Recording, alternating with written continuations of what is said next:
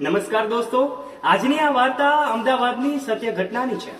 અમદાવાદમાં એક વિસ્તારમાં 4 વ્યક્તિઓનો પરિવાર રહેતો હતો, જેમાં માતા પિતા અને તેમને 2 સંતાનો હતા.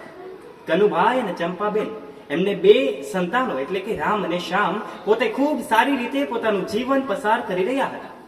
વાત કંઈક એવી છે કે પોતે બંને સંતાનોને સારી એવી શાળામાં ભણવા માટે પણ મોકલે છે. બંને બાળકો ભણવામાં પણ ખૂબ હોશિયાર હોય છે. ધીમે ધીમે કેવી રીતે તેઓ ધોરણ 10 અને 12 સુધી પહોંચી જાય છે એની ચંપાબેન અને કનુભાઈને ખબર પણ નથી રહેતી.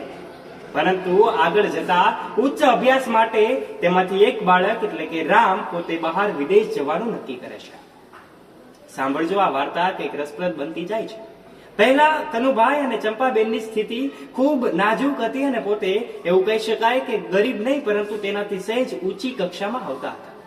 ધીમે ધીમે પોતે ખૂબ મહેનત કરે છે. કનુભાઈ એ ખૂબ મહેનત કરીને પોતે પોતાના સંતાનોને ભણાવે છે અને સંતાનોને વિદેશ પણ મોકલે છે.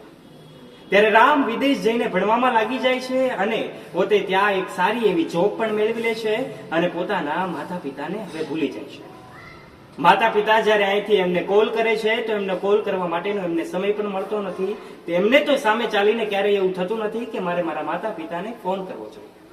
આવું ને આવું થોડા દિવસો ચાલ્યા કરે છે અને પછી એમના ઘરે રહેલો બીજો દીકરો એટલે કે શ્યામ પણ એવી ઈચ્છા દર્શાવે છે કે હવે મારે પણ સારા નોકરી ધંધા અર્થે વિદેશ જવું છે.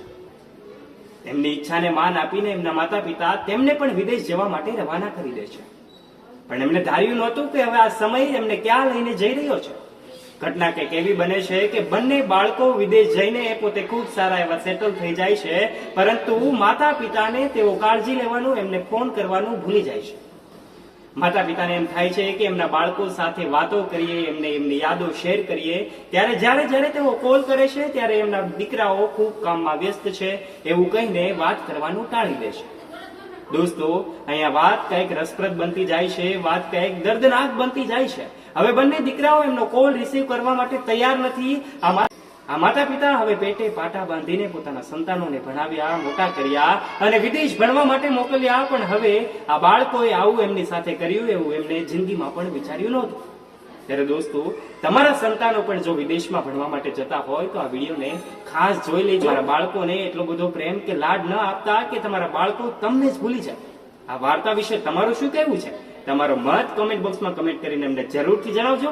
વિડીયોને તમારા દરેક ગ્રુપમાં શેર કરવાની જવાબદારી તમારી છે અને આવા જ રોચક અને રસપ્રદ વિડીયોઝ નિહાળવા માટે અત્યારે જ નીચે રહેલું બેલ આઇકન દબાવીને સબસ્ક્રાઇબ કરો અમારી યુટ્યુબ ચેનલને.